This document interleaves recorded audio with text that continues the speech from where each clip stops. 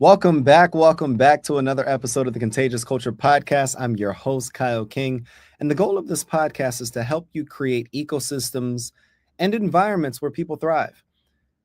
One of the things that I've been realizing and just lately reflecting on is that there's brilliance, and then there's the breaking point that forces brilliance into wisdom.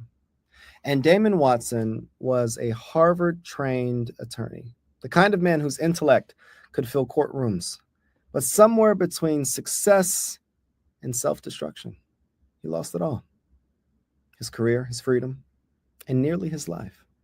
And my question for all of you today is that what happens when your life, when your title, when your talent, and your ego is stripped away? What's left is either despair or transformation. And Damon chose transformation. And this is a guy that is so much more than a title, so much more than someone that is leading in his industry, that is leading in his space and empowering so many people. He's someone that's come into my life and changed it and gave me a spark, gave me a light that I don't believe can ever dim again. He's given me purpose again. He's let me believe in second chances. He's given me a sense of hope and pride in the next season of my life. And I'm so excited for our audience, every single person that's listening in, to meet him, to experience him in the same way that I did. Damon, how you doing, brother? Good, man. I got to be honest, that you got me a little choked up there. You said that was really well put. It's not often I hear people give my story back to me or even a summary of it. So thanks for that. Of course, of course. And, I think it's important to just give somebody their flowers.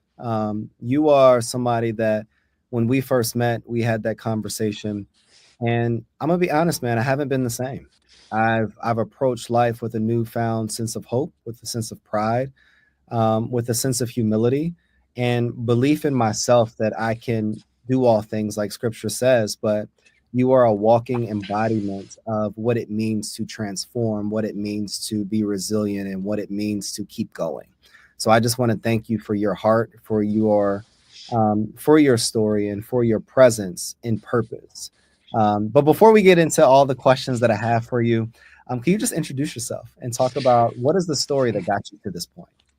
Sure. Well, as you know, my name is Damon Watson, and I was both a Harvard and Princeton is actually the thing I identify with more. I went to Princeton and got my degree there, and then I went to Harvard Law School. But it my life wasn't always like that. It wasn't always perfect. It seemed like things were great, but if you go back further, I was a product of a broken home. I was a product of a lot of childhood trauma. My father, who I'm very proud to say this, was the first African American man in California to have a JD and an MD that we're pretty sure of. He may have been the first one in the country. We're not very sure of that. It's a little bit apocryphal, but we'll go with it. But he was also, a drug addict, and he was physically abusive to my mother, to us, emotionally abusive. I witnessed some things when I was a kid that were pretty terrible. I witnessed him almost kill her. Probably when I was 4, 5, 6 years old, something like that. It's a really vivid memory, but I just don't really remember exactly how old I was. And my mother, she was an alcoholic, whether it was genetic because there's alcoholism in her family, or whether it was a coping mechanism for dealing with my father, who's to say? But they were both high functioning, which is, I guess, the blessing and the curse that I took because I ended up being very high functioning too. My father was a very successful doctor and lawyer. I mean, it's crazy. He became a lawyer because he was bored of being a doctor. And then he decided to sell his medical practice and he went to USC after taking the LSAT like a week before classes started and just basically gangstered his way into the law school. He said, "Hi, I'm Dr. Watson. I took the LSAT. Here's my score. I want to go to law school here." They're like, "You're crazy. It's classes start." And then he said, "Well, this is my scores." And they're like, "Well, okay." And the dean came out and started giving him orientation. And so, that's so like my parents have been very impressive. My mother survived a lot. She raised us basically on her own because they split up when I was probably 6 or 7 years old. But her alcoholism, uh, it was brutal. I mean, we survived some pretty traumatic things, like near car accidents and things that I couldn't really fully appreciate because I was too young. I mean, there were times my mother she taught me how to make a white Russian, which I don't remember. I think it's Kahlua and vodka or something. I really don't remember. But at the time, I was happy because I was doing something for my mom. But then later, as I had time to reflect and as I've been working in, the nonprofit industry that I'm in now, I see how messed up that was, and how much damage it probably did. But I don't blame her. I don't blame him. But the trauma was real, right? And so if you now that I understand what I know about trauma for the work that I do, and I'll get into that. I mean, I haven't said what I do. I now know that a therapist would probably draw a straight line, from the trauma to all of the nonsense that happened in my life later, which of course I'll get into. So the childhood trauma was there, but I had an okay childhood. It was nice, and I played sports, and I went to good schools. I went to a great high school. I graduated. I was a national. I took second at the national speech and debate tournament my senior year, which was cool. And then I got into Princeton, which was fantastic. And I actually have three national speech and debate titles for my time at Princeton. And I played lightweight football for a season and a half. Lightweight football is this thing they have on the East Coast where if it's like wrestling, you weigh in Okay. like the Wednesday before your Friday game, and you have to weigh under like 100. I think it was like 159 or something. And I was right about at that weight at that time, And but it was funny. Guys would be like struggling to lose weight. They'd be sitting in the sauna like wrestlers. It was like wrestling, but it was fun. I mean, I had a good college experience. And then I got into Harvard Law School, which that was fantastic.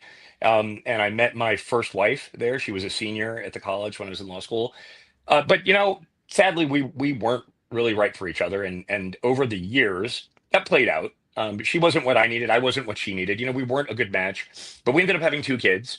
But then, slowly but surely, because I think because of the trauma, because of the growing up in a house of addiction, growing up with my mother's addiction and my father's addiction, I, I and my marriage wasn't great.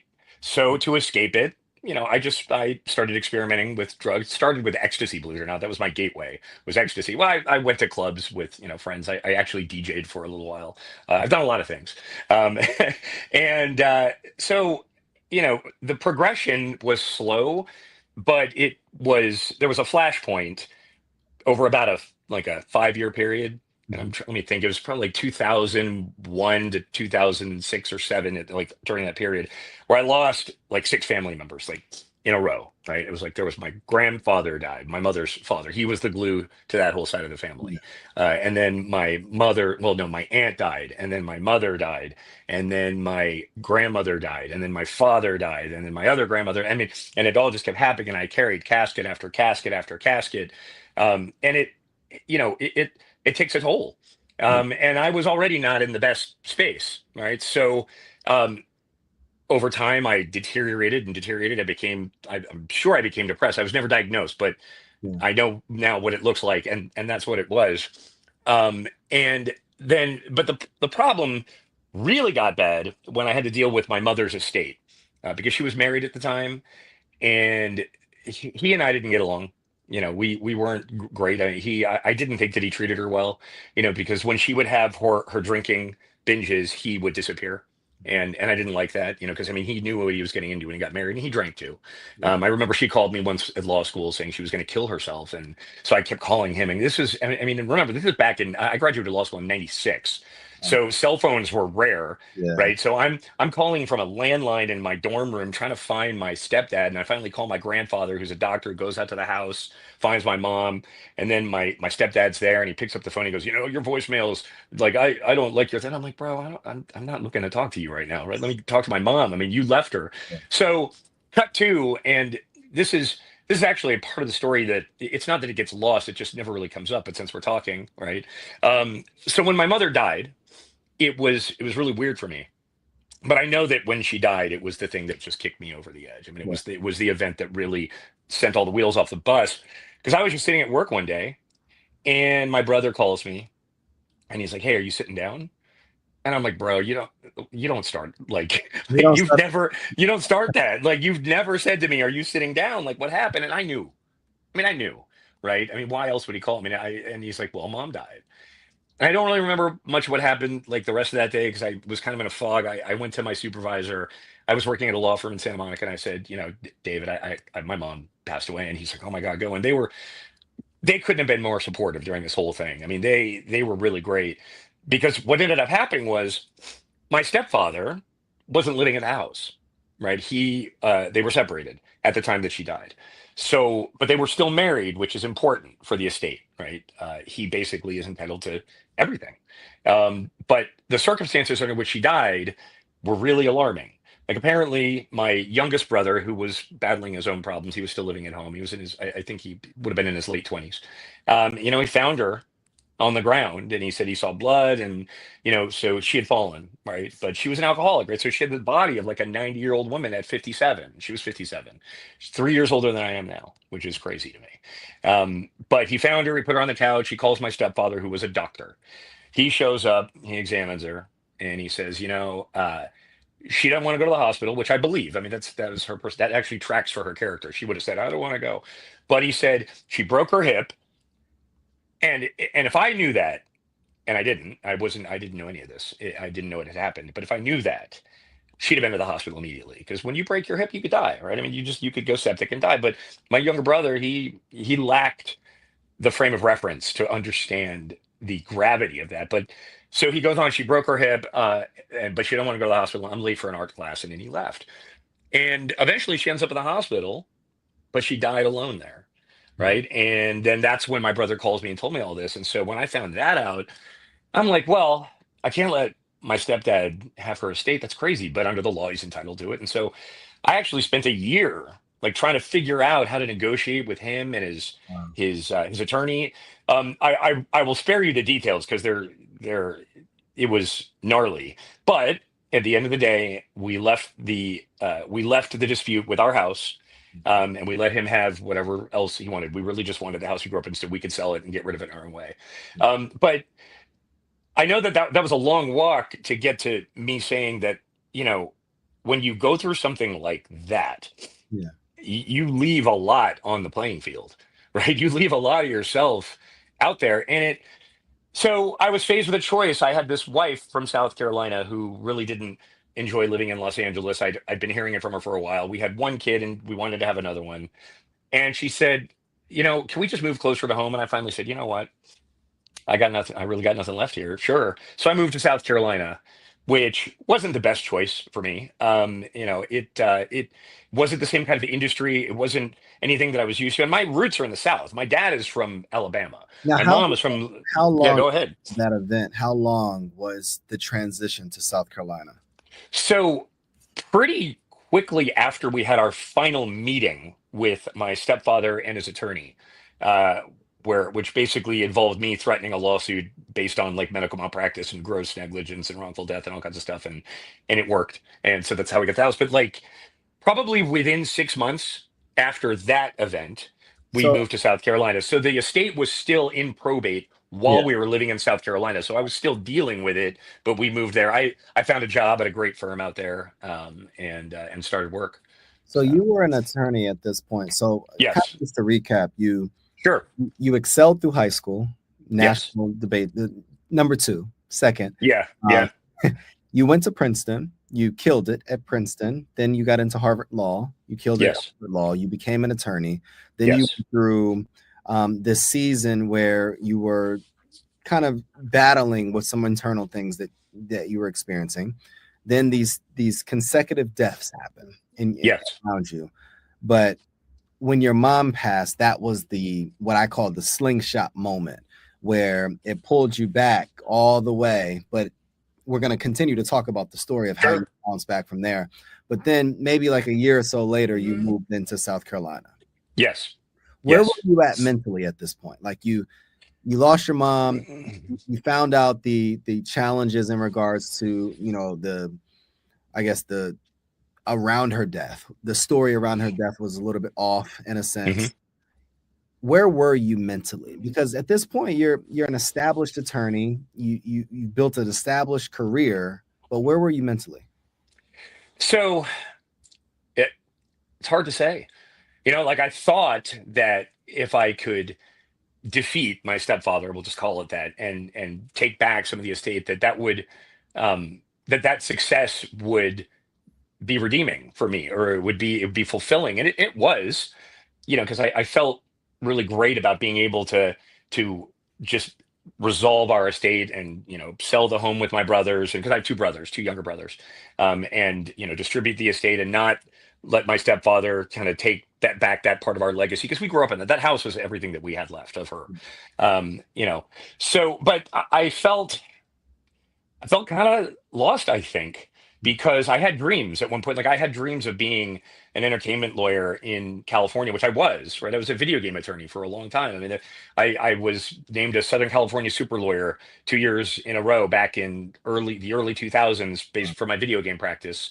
Um, and that was great. And at some point, I thought I might actually want to go into politics, or maybe go and be a U.S. attorney, do more government service oriented things. But when my family disappeared Mm, and when my life in Southern California disappeared, and I moved all the way, to South Carolina, yeah. where there's no entertainment industry. I mean, there No. was a tech industry, but I think within about a year, I was representing over half of the tech clients in in the immediate area, right? Because that was easy, because I come from California. That's what we do there. We invented the tech practice in California. We invented entertainment law in California. But I, you know, I know I was lost because I wasn't engaged in my marriage very much. I spent time in strip clubs. I did drugs with, like exotic dancers. And I mean, it's like things that as I look back on it, just seem completely crazy to me. But that's the headspace I was in. And I was just, I mean, I had money from the estate, and I was blowing through it. I bought us a house, and I bought her a car, and I was doing the things that a responsible partner and father should be doing, but I was also doing very self-destructive things, and ultimately it led to a divorce. And the divorce that broke me. I mean, there are a lot of things broke me, but the divorce was, it like took me over its knee and it like snapped me in half. Why that moment? Because. Hmm? Why that moment? Because that was the last thing that I had left that I wanted to not repeat my parents' mistakes with. Is I wanted to get married once, right? Because my mom was married twice. My dad was married like four times. I mean, my dad's four marriages actually prevented him from effectively giving me advice about whether and whom to marry, because I didn't trust his perspective, because he'd been married four times, right? He's like, Damon, you shouldn't get. He told me not to marry my first wife, which I am glad that I did, because we had two wonderful kids, and the world is better with them in it than without them in it. But I didn't. I wasn't listening to him, because I was like, dude, you've been married four times, bro. What do you know? But as an adult now, I know that I should have listened to him, because bro had been married four times. Like he knows, he You know, has experience. He knows the flags. He knows the signs. But I wasn't hearing it. I didn't want to hear that, and I'm glad I didn't, because I said again, the kids. Um, but I didn't want to be a guy that got divorced. Right, I didn't want that, and I didn't want to, because there was a stigma attached to it in my mind. Like growing up in a broken home was pretty terrible, yeah. right? Because you're the one that your dad wasn't around, or your mom couldn't always be at your games because she had to work. I mean, it's just all of the things that come with coming from a divorced home. It just, I didn't want that for my kids, and then I handed it to them on a silver platter, Let me and ask you I this though, Damon, because sure. this is really interesting. And what I hear is so many commonalities, because I never, my parents, I grew up in a blended family and I never wanted to have a blended family. And I only wanted to get married once, and like all of these different things. And I haven't been Yeah. married before, but I've been so particular about it. And more so, it's created a fear in my life, because I don't want to make the mistake. I don't want to be divorced. But I guess in your life at this time, you defied all the odds. Like you went to Princeton, you went to Harvard, you were a lawyer, you were a recognized and awarded lawyer, you were a winner. When was the moment for you that you realized that, hey, I've done enough and I didn't have to continue to keep holding on to these childhood attachments? Where was that moment that woke you up and it was like, you know what? I can now start writing my own story. We still haven't gone through a lot of the bad stuff, right? Yeah, So I it know, was right? it wasn't until after all the bad stuff, or when I hit the very bottom of the bad stuff, that moment happened. Um, because I mean, do you want to get into that? Like, is I that would that like act- to. Yeah. okay? So let's get into that. So after the divorce, I moved back to California. I probably, it was my highest paying job I'd gotten to date, in my career, which is great. But I was absolutely broken. Like Mm. I started having, I wasn't really having relationships. I was just dating a lot. I was partying a lot. I mean, I was single in Los Angeles, Yeah. which I actually had never really been, even though I grew up there. But as soon as I got married right out of law school, went right back to LA. So I never was single in LA. So I think it's safe to say I went a little crazy. I was having fun. I had a great job. I was making money. I mean, of course, I was sending a lot of that money back for spousal and child support, which is fine. So I wasn't keeping everything I was making, but I still had money, but I was doing drugs and I was doing all the wrong things. And eventually that job ended because my ex-wife's attorney sent me an email saying, "Hey, you owe 70% of that bonus that you promised in the settlement." And I said, "Yeah, I did promise that, but I haven't been paid the bonus." And she said, "Well, we're going to subpoena the records of your company." She was a real, I mean, look, she was effective for her client, but she was like a wrecking ball. She didn't really, Yeah. she was not very, she was capricious, right? I mean, she just didn't care what she destroyed as long as she got a result for her client. So I went to my boss, who was a difficult man, and I said, "This is happening," and he's like, "Well, I can't pay the bonus." I was like, "Bro, you have to. You agreed in a contract to pay me this at the end of the year." He goes, "Well, so finally, I got him to agree to pay me the bonus and to give her a cut, but then I also agreed to leave, right? So because then we basically had an irreconcilable difference. But I mean, he paid the bonus, but then I had no job. Um, I was on unemployment for a little bit back in Los Angeles, and I was living in Orange County with my girlfriend at the time, um, and it was crazy because a former client of mine, Belkin Corporation. They make you probably, if you've been to Best Buy, you've seen their products like Yeah. backpacks and wires and cables and stuff. Yeah. They were a client of mine when I was at a law firm in Santa Monica. They had an opening for an in-house lawyer. They only had two lawyers there. They were looking to get a third, and I wrote to the general counsel, who was my client contact at the time, and I got that job like that. But here's the crazy thing: in between the time that I accepted that job and started that job, my ex-wife did something. I guess it was very cunning and very, but it was very shady in my mind. Yeah. In South Carolina, if you are gone for 6 months consecutively without returning back to the state, the law is that you have been deemed to have abandoned your family. Even though I was paying child and spousal support, like I wasn't just paying it. My company, I directed them, listen, I don't ever want that money in my account. So before you direct deposit my money, I want you to take her cut and direct deposit into her account over here. So I just wanted to make my dad didn't do that. Like my dad Wow. failed to pay my mother for months, years at a time, and I did not want to be that. So this was my way of making sure, right? But that didn't matter. That the fact that I hadn't been back in 6 months meant that they were allowed to go in ex parte, which, if you don't know what that means, it means that you can go and make a motion in court without giving notice to the other side, right? So they didn't give me any notice that they were doing this. They went in, they terminated my paternal rights. She had remarried. They adopted the two kids to the new father, amended the birth certificates with his new last name, sealed the records. I was done, right? Done. I wasn't their father anymore. And there's How did that when you make? take oh dude, when you take away somebody's kids, you take away everything, right? I mean, that if there was a thing that sent me from here to here, it was that. Because I had plans. I was still doing drugs and I was still doing stupid things, but I was trying to improve myself at the time. And I had plans to get a bigger place and bring them out for the summer because I had two kids. And I remember having a conversation with my ex-wife, and I told her I wanted to do that, and she laughed when I said that, and I didn't understand why she laughed until after she did what she did. And I was like, well, she laughed because she knew that was never going to happen. I was never going to have those kids out here for the summer. So yeah, it broke me, and I kind of I lost direction. I lost I didn't really have the same purpose anymore. My purpose was to better myself so I could have a relationship with my kids. What And happened? that was all. It was often, well, I went and started working at Belkin, and I was successful for about 3 years, but I was doing, destructive drug addicty things. And eventually I lost that job. During that week between when I got the job and when and I started the job, when I got the served with that notice from South Carolina, I picked up two DUIs, right, two.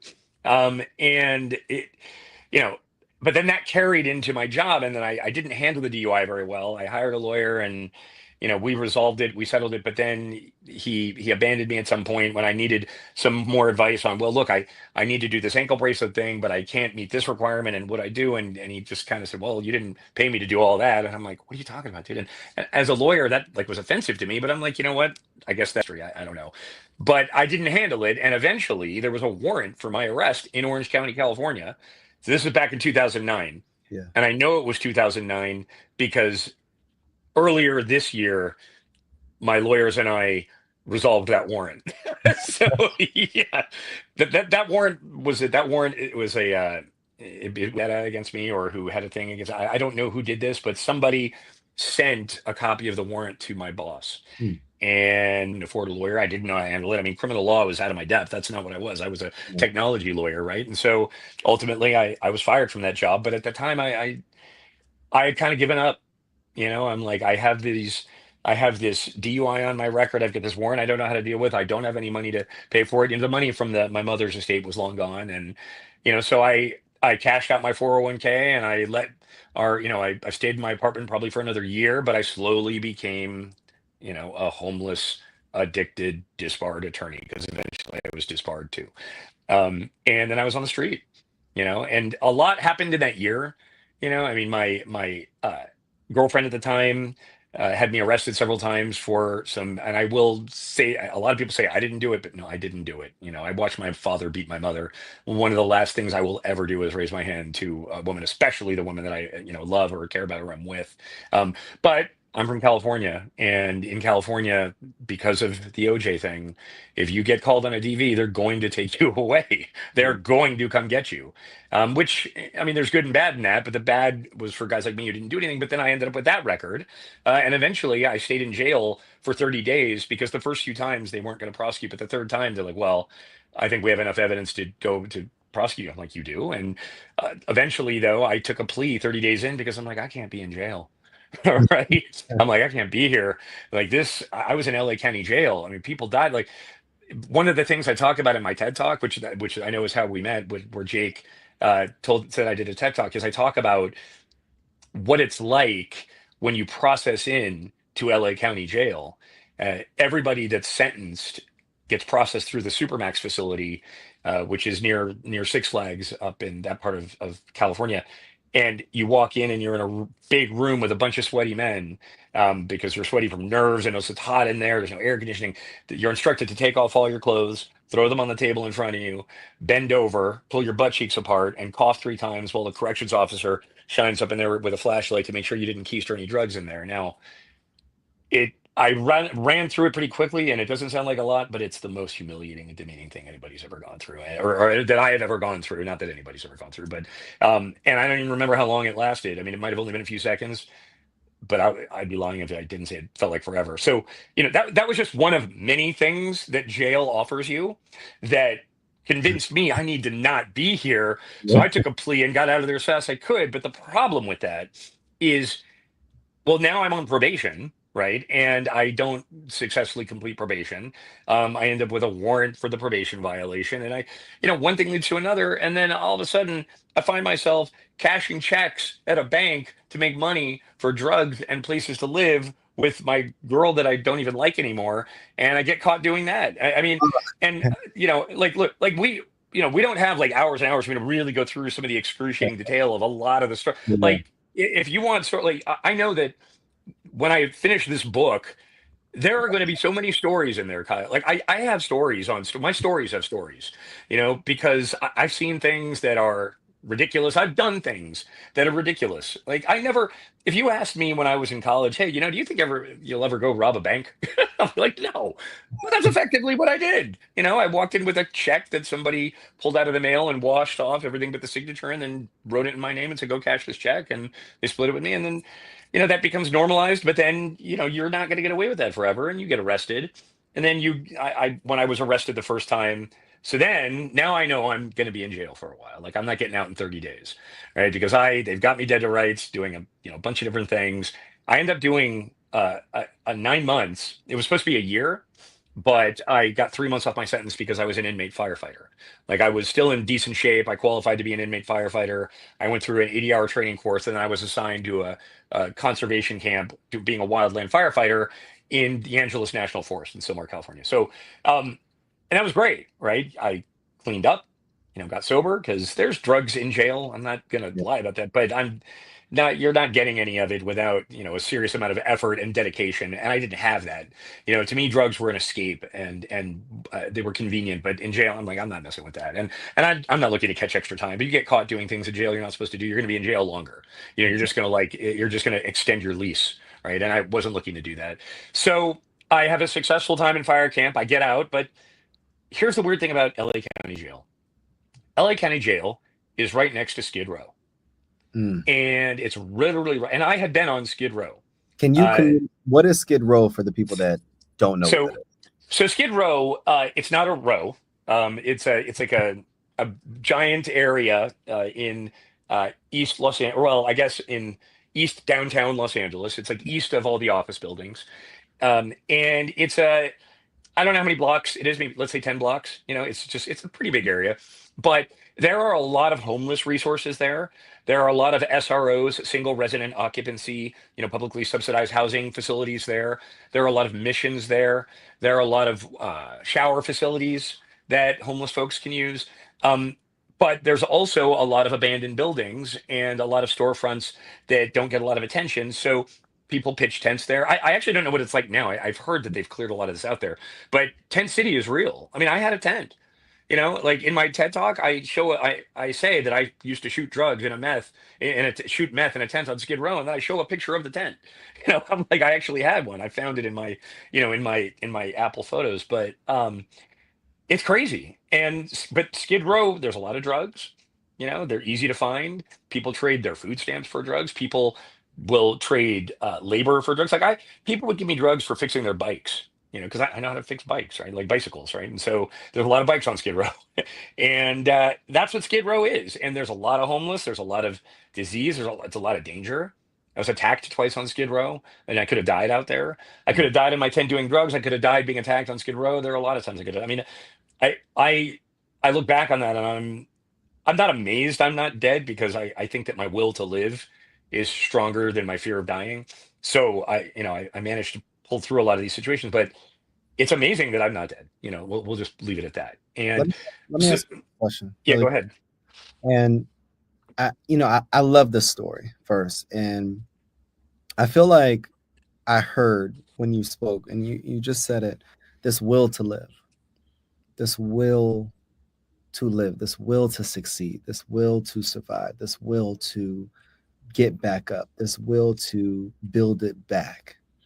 Because at the beginning of your story, to be honest, before everything changed and before you kind of spiraled in a sense, many would call your life the dream. Many would call Charmed. your life the literal American dream. You went to an Ivy League institution, two of them. You were recognized. You got married. You had the children. You had the white picket fence in a sense, and you were doing the dang thing. And then that was the rise. That was that genius of you. But then you experienced the fall, and there was that breaking point. But then there was another turning point in your life where you had these warrants and these different things, and you went to jail and you went to fire camp, all of these different things that you learned in this internal battle. I guess what was that catalyst, though, that turned your path toward recovery, toward redemption? Like, was it a person? Was it a moment? Was it something spiritual? Like, walk me through that exact moment where it was like, you know what? I got to get this together. I have to do better. I have to move forward. This is not it for me. What was that moment? That's a good question. I'll tell you, I'll describe it first, and then I'll walk you up to the moment. Of course. But it will say it was circumstances coming together in the right way at the right time. Um, and the thing about that is this will to live that we're talking about that I have my will to live. So Ed Milet is someone that I listen to a lot. I think he's remarkable. And a lot of the things that he says resonate with me, especially since I know that he says things now that were in me before, but that I didn't realize what they were till he said it. And he says that he believes everybody was born to do something great with their life. Hmm. And I kind of always believed something like that about myself without it being said so eloquently. But I always knew I can't die on Skid Row. Hmm. Right? Like this can't be the end. Like there's too many things I know how to do. There's too much experience that I have. There's too many things that are not fulfilled with me. Um, and too much has happened now that maybe I could at some point be in a position to help other people that are going through this stuff. So I can't die like that. I can't go out like this. Right. Hmm. And but the problem is I never effectively put myself in a situation to get myself out of there. I became very complacent down there on Skid Row, but I always knew, and this is what I meant when I said it was the right circumstances coming together at the right way at the right time. I believed very strongly that at some point an opportunity to get out of this mess would present itself, and as long as I could recognize it, I would seize the opportunity and I could start the next chapter. So and it happened one day. I'm walking on Skid Row, just minding my own business, and I'm just looking at my little emails on my Obama phone. I miss the Obama phone for the folks that I help in our program now because it was great. Like in Skid Row, there was an Obama phone vendor table like every block, and you just go up. If you have food stamps, you can sign up. You get a phone, right? So I'm there on my Obama phone, and I get this email from someone I went to college with. She was running for city council in Manhattan, and she's like, "Oh, can you contribute to my campaign?" And I wrote back, "Yeah, no, I'm not really in a position to contribute any money or anything, but let me know if there's anything I could do to help." And she knew me then, right? So she knew Princeton, Harvard, all this stuff. And so she writes back, "What's your number? I need to call you." So I give her my number, and she calls me. She's like, "What are you talking about? What do you mean? Like you don't have like $50, $100? Like I'm not asking for a lot." And I'm like, "No." She goes, "Well, That's why?" important. I said, "No." And she said, "Well, why?" And I said, "Well, do you have a few minutes?" And she said, "Yeah." And so then I kind of walked through everything that we've walked through with probably in a little more detail. And she goes, "Okay, no, no, no, no, no, no. Look, here's what we're going to do." She goes, "I know you, and none of that is you, right? None of that is you. I want you to come to New York. I want you to live on my couch. I want you to work on my campaign with me. I'm going to find a way to pay you. I want to help you turn this thing around." And right then and there, I was like, "That's it. That's That's it. it. I'm out of here." Now, the funny thing about that is, yeah, that got me on my way out, but I wasn't done with jail, is the crazy thing. And so let me walk you through this next bit. I'll try to be quick about it. And then that'll bring us to present day. So when you get out of jail, right, even if you have a good resume like I did, you can get jobs and you can get job offers, which I did. But once you get a job offer in a ban the box state, which is a state in which they can't ask you about your record on the application or during the interview, but once they give you an offer, they can run your record. And so they did, and I lost all my job offers. And so somebody approached me to do some shenanigans, and I told him I've just done some time for some shenanigans. Walk me through yours, and his actually sounded like less shenanigan-y than the things I had done. And I said, fine. But it turns out that those things were part of something bigger, and I'll walk you through how I found that out. So I moved to New York. I work on her campaign. She doesn't win, but then she says, "What are you going to do now that we're done?" I said, "I'll just go back to LA." She goes, "That is the dumbest thing I've ever heard. Let's find you a sublet. Let's get you a job." I find a sublet in Jersey City, right? I meet the woman who I eventually would introduce me to my current wife, which, I didn't know that at the time, but so I end up living in her place. I get a job as a paralegal in New City, New York, with a man named Howard Mann, who he he's real special to me because he believed in me, Mm. and he gave me a job. He even knew that there was something up with me. He's like, "Look, so I see you have fraud or something. This I googled you, and I did." He loves to do deep dives on people. He's like in his 70s now, and I'm like, "Yeah, but that's not me. I'm really trying to fix my life, and I think I can help you." And he goes, "Look, I think you can," and he gave me a job. So I do that job for a couple years, right? And in along the way, I meet my now wife. And when we first start dating, she's like, "Tell me something shameful about yourself that no one knows." I'm like, "You sure about that?" It's like, I said, you ready for that?" She goes, "Yeah." And so I said, "All right." So I just emptied the tank on her, right? I'm like, "Well, family deaths, depression, addiction, meth, tent, Skid Row, crime, jail, blah, and I said, "So we cool?" And she goes, I mean, is there anything else? And I looked at her, and this is a true story. This is a true story. And I have to say it's true because it sounds ridiculous. But I said, well, there was this other thing.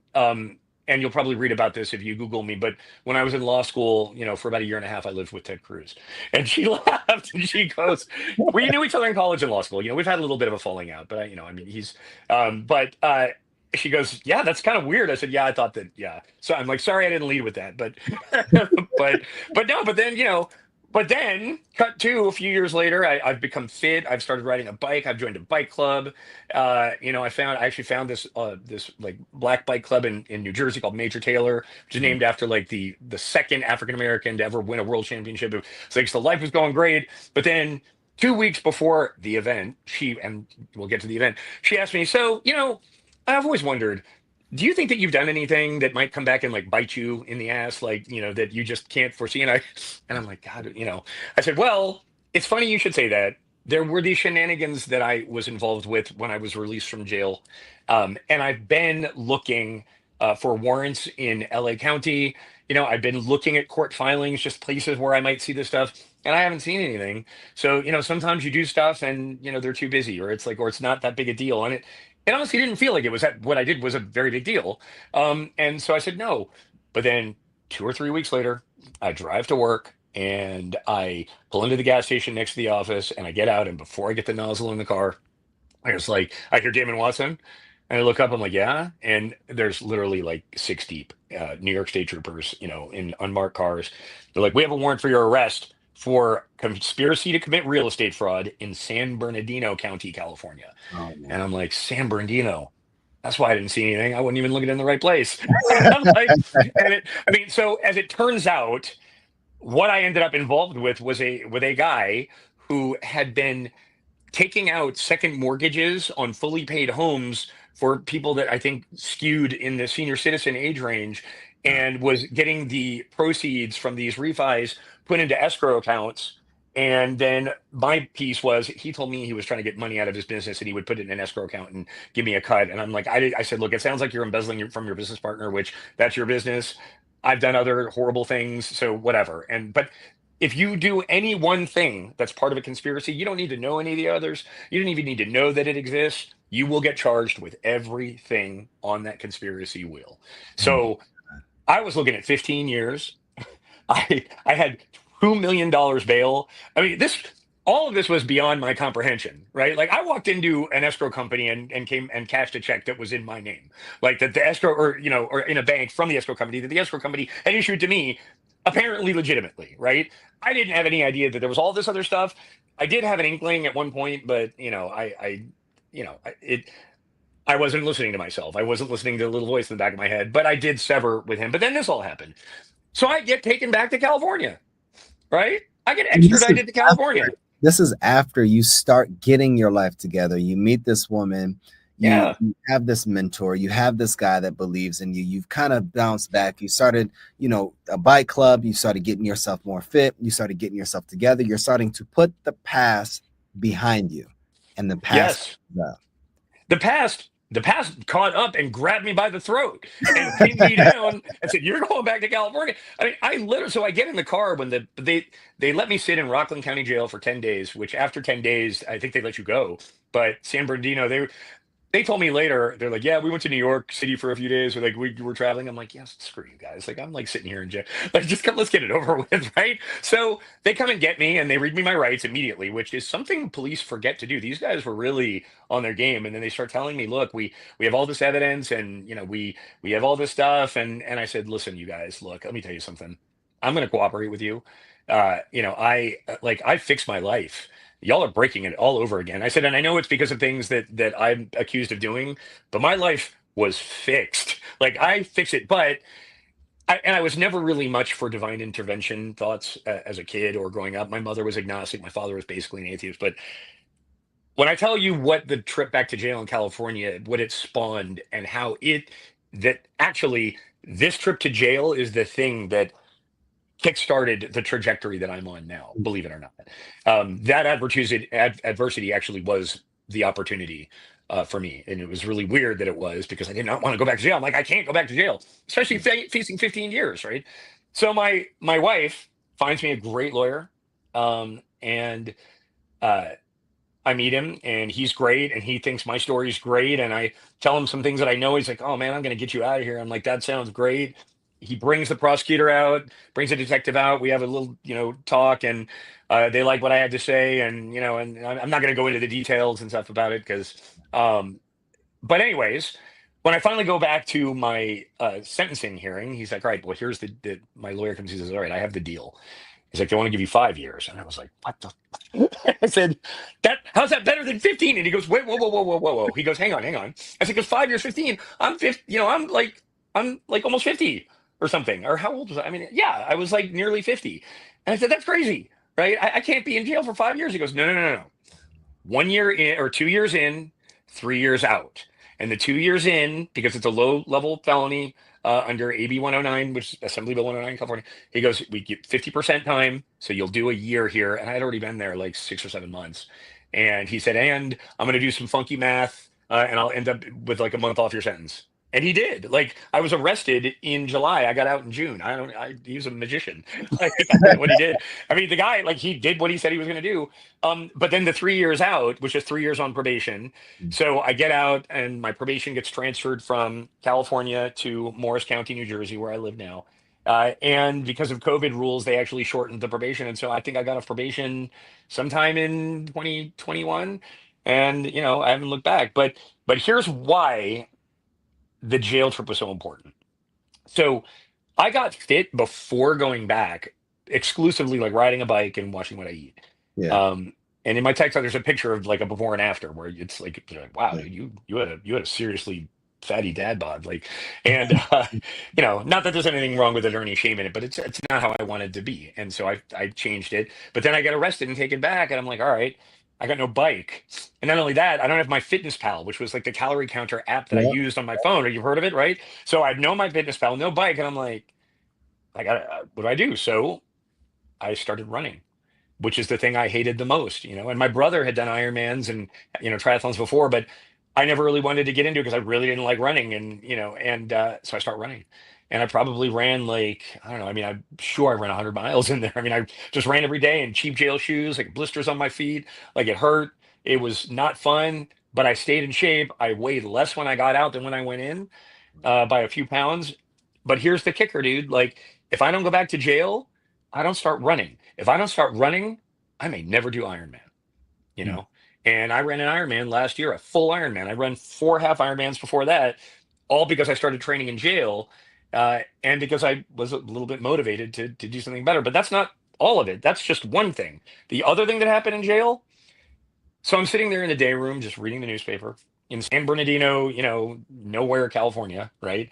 And there's an article about a nonprofit that was started by former New Jersey Governor Jim McGreevey.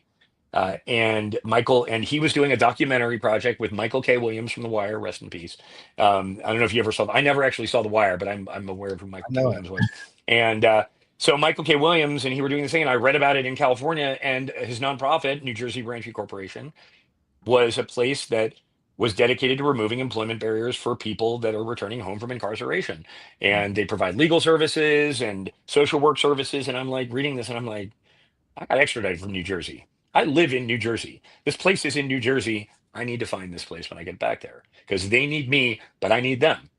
And on my list of things to do when I got out, because I was locked up during the pandemic, list item number one was get a COVID test. And I have the folder I wrote this on. I still have it. And then item number two was find New Jersey Reentry Corporation. Wow. So by September 2020, I was a part-time legal services coordinator at New Jersey Reentry Corporation. Cut to now, I'm the senior director of legal services and corporate development. We've been able to do amazing things for the formerly incarcerated citizens of New Jersey. We've obtained about $6 million in municipal court relief over the past several years by getting bail revoked and fines waived. We've successfully filed 126 pro se criminal record expungements. I actually filed the expungement for our chief operating officer, who had 9 felonies and now has zero, and has a new lease on his future. We've done a really amazing things, and along the way. And this is why I know about that 2009 warrant. I started to work on my expungement, and I hit this roadblock with like, oh, you have a warrant in Orange County, California. You can't expunge your cases. And a friend of mine, a friend of mine and I found myself a lawyer, and the lawyer went out and we killed the warrant. And then last month, one third of my charges have finally been dismissed. Two more courts need to rule on my charges on my expungement petition. But now that one said that there was sufficient good cause, the other two should look at that as precedent and go the same way. And so I'm optimistic that hopefully within a few months I won't have a record anymore, and it'll be really nice. So Let me ask you so this. that's most of the story. Let me ask you this. Sure. You had 60 seconds to sum your story up, to talk to somebody that's listening in.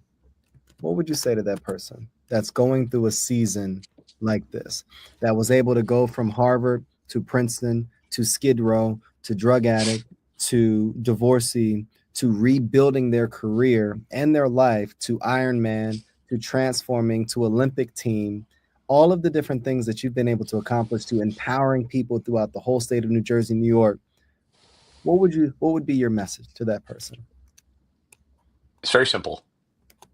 No matter how bad things seem for you, no matter how hopeless you feel, no matter how dark that darkness is that's creeping in around you, and if you're going through something, you know what I mean when I talk about that darkness. Second chances and redemption are always available. There is always a path back, but you are 100% going to have to ask for the help. There is no other way. If you try to do these things on your own, you may succeed, but there are plenty of people out there that are willing to help, and you just need to know how to find them. And many times they're going to come and find you. And if you believe in yourself, right? And I tell this to everybody that comes into the program, two people need to believe in you for this to work. The first one has to be you, because if you don't believe in yourself, it's a wrap. It's a wrap, right? But once you do believe in yourself, you invite others to believe in you, and they will. And I tell them that the first person is going to be me, right? And then soon it's going to be our social worker, and then our case manager, and then our intake coordinator. And pretty soon you'll have a surplus of people believing in you, and you'll be able to accomplish great things. And then once you do that, you need to earn that second chance every day, every day. And there's a lot of ways to do it, but the way that I do it is I wake up every day and I say, all right, well, what impossible thing am I going to try today to get better? And I literally look for things I can't do, because that's the only way that you're going to find out what you can do, right? I don't strive for perfection. I just strive to be excellent, because if you do that, you're good, you know? And finally, I just remind myself, and we all need to do this, I'm not better than anyone. Right. I've done a lot of really cool things. I have a lot of cool things on my resume, but I'm not better than anyone. But I believe that I can make anyone better. Mm. And that's it. So doesn't matter how far gone you are, there's a way back. You know, you just need to ask someone to help you. Damon, if there's a lot of people that are trying to find their way back, there's a lot of people that are trying to find their way forward. As we close, how can they find you on their path to moving forward? Anybody can find me pretty easily. I'm everywhere. Like when I was going through it and when I was shamed and embarrassed, like that's actually another piece of it is a lot of people don't ask for help because they're shamed and they're embarrassed, right? And I had to fight that, right? You have to fight through the shame because that's just pride messing with you, right? And that's the bad part of pride, that you need to just like say, leave me alone because I need to get some help. But now I'm just out there. Like, I've had people come to me that I went to college with in law school. Like, oh man, you're posting all your stuff and it's really great because I have a family member that went through this, or I lost a brother that, he was going through this, but it's so good to see somebody made it through. And so look, you can find me on Instagram. I'm just at Damon C. Watson. You can find me on LinkedIn, just Damon Watson. You can find the nonprofit where I work, New Jersey Reentry Corporation. My email address is dwatson, DWATSON, at njreentry, NJREENTRY.org.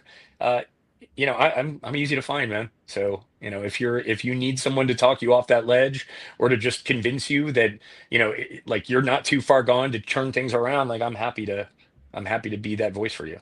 So there you Damon, go. I am so thankful of this conversation. And that's why I entitled the conversation when genius meets grace, because it's the story of how you've not just redeemed yourself, but how you have transformed so many people in your life, so many people in your wake, my life included. And you know the story. For our audience, Damon's story isn't about just falling, it's about finding. It's about discovering that when titles are gone, when accolades are gone, the degrees fades, the applause stops. What's left is who you are. What's left is the truth. And that's the grace of the thing. That's the grace of life. Like genius might not get noticed, but grace, it's the grace that keeps us whole. It's the grace that keeps us going. It's the grace that continues to move us forward. If today's conversation moved you, share it with someone who needs a reminder that their story is not over yet and that there are second chances as long as you believe in yourself first and you allow someone to be able to guide you through. This is the Contagious Culture Podcast. I'm your host, Kyle King. Thank you for listening. And remember this, the most contagious thing you can do is spread hope. One of the questions that I always ask on every episode of the Contagious Culture Podcast to our audience is, what type of culture are you spreading? The energy you bring is the culture you create. Make yours worth catching. We'll see you all next episode.